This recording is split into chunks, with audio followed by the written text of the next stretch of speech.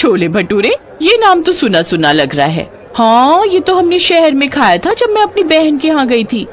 छोले भटूरे का गांव वालों ने नाम बहुत सुना था, लेकिन छोटे शहर के होने के कारण वो जब कभी शहर जाते तो ही वहाँ छोले भटूरे खा पाते थे। लेकिन अब गांव के बस अड्डे पर ही जब सिर्फ 30 रुपए में छोले भटूरे मिलने लगे तो वहाँ खुद ब खुद भीड़ लग गई।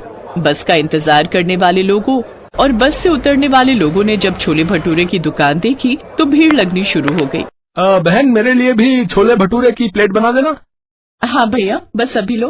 निधि गर्मा गर्म भटूरे तलती गई और प्रीति उन्हें सर्व करती गई। वाह बहन, क्या स्वाद है इसमें, मजा ही आ गया। ऐसा करो, 3 प्लेट पैक भी कर दो। घर में माँ, बाबूजी और मेरी बहन गांव के छोले भटूरे खाएगी ना तो खुश हो जाएंगे। वैसे मुझे छोले भटूरे बहुत ही पसंद है, लेकिन गांव में पहली बार भटूरे खा रहा हूँ। नहीं तो जब भी शहर सामान लेने जाता था तभी खा पाता था। लेकिन सच कहूँ तो ये तो शहर से भी ज्यादा लाजवाब और मस्त बने। शुक्रिया भैया, ये लीजिए, आपकी 3 प्लेट पैक हो गए और आपके पूरे 120 रुपए हो गए। जी ये लीजिए, धन्यवाद। वो लड़का वहाँ से चला गया। सलोनी एक अमीर घर की लड़की थी। रोहित और उसकी लव मैरिज थी। रोहित की फैमिली ठीक ठाक थी। रोहित के पापा रमेश कुमार एक बार काफी बीमार पड़ गए। उसके बाद से रोहित ने अपने पापा को काम करने के लिए मना कर दिया और छोटा भाई अभी पढ़ाई कर रहा था, इसलिए घर में कमाने वाला रोहित ही था। रोहित, ये क्या, तुमने मुझे सिर्फ 500 रुपए पकड़ाए हैं? तुम्हें पता भी है ब्यूटी पार्लर का खर्चा कितना है? कम से कम भी लगाओ तो 10,000 मुझे चाहिए। सलोनी, 10,000 कैसी बातें कर रही हो? 1,000-2,000 की बात और है, वो भी मैं तुम्हें बड़ी मुश्किल से निकाल कर दूंगा। पर 10,000 रुपए तुम सिर्फ पार्लर में खर्च कर दोगी तो मुझे तो बाकी घर का खर्चा भी देखना है ना।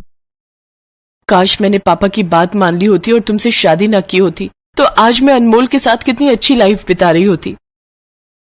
आखिर तुम्हारे मुंह पर वो बात आ ही गई ना कि अनमोल एक पैसे वाले खानदान का लड़का है।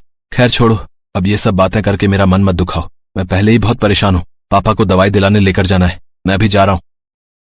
शादी के बाद रोहित और सलोनी के रिश्ते में खटास आने लगी, जिसकी सबसे बड़ी वजह सलोनी का एक अमीर खानदान की लड़की होना। सलोनी की फरमाइशें बहुत बढ़ती जा रही थी, जिन्हें पूरा करना रोहित के हाथ में नहीं था। पर रोहित अपनी तरफ से पूरी कोशिश करता था कि वो किसी भी तरह सलोनी को खुश रख सके। संभालने लगा। एक अमीर घर की बहू बनने के बाद माला ने कभी पलट कर नहीं देखा, यहाँ तक कि उसने कभी किसी को अपने माता पिता और बहन के बारे में भी नहीं बताया। वो नहीं चाहती थी कि गांव में रहने वाले उसके परिवार के बारे में कोई जाने और इस बात को लेकर उसकी रेपुटेशन खराब हो। दूसरी तरफ सीमा ने गांव में ही रहकर न सिर्फ अपनी पढ़ाई पूरी की, बल्कि अब वो अपने साथ साथ अपने गांव का भविष्य भी संवार रही थी। आज उसने गांव के गरीब बच्चों को पढ़ाया, गरीब किसानों को सरकार की योजनाओं से जुड़ने में मदद की, लोगों को नई तकनीकों के बारे में बताया, जिससे गाँव में बहुत प्रगति। सीमा बिटिया, तुम्हारी वजह से अपने गाँव की तो सूरत ही बदल गई। सच में लालचंद जी साक्षात माँ सरस्वती है आपकी बिटिया।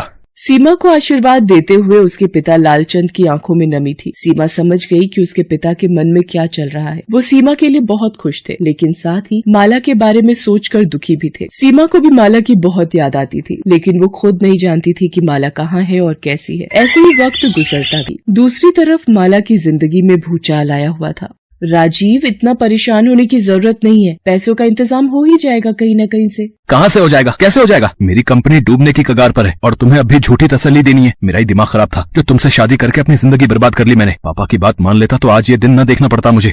क्या मतलब है तुम्हारा? मैंने क्या किया है?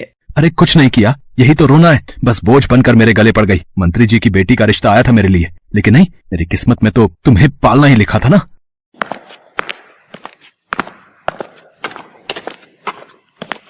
माला, जल्दी से तैयार हो जाओ, तुम्हें मेरे साथ चलना है। लेकिन कहाँ? मुझे पता चला है कि अपने बैंक में नई मैनेजर ने ज्वाइन किया है। लेडीज है तो तुम्हारे बात करने से ज्यादा फर्क पड़ेगा। तुम कैसे भी उन्हें मना लेना। अब सब तुम्हारे हाथों में, कुछ भी करके लोन माफ होना चाहिए, समझी?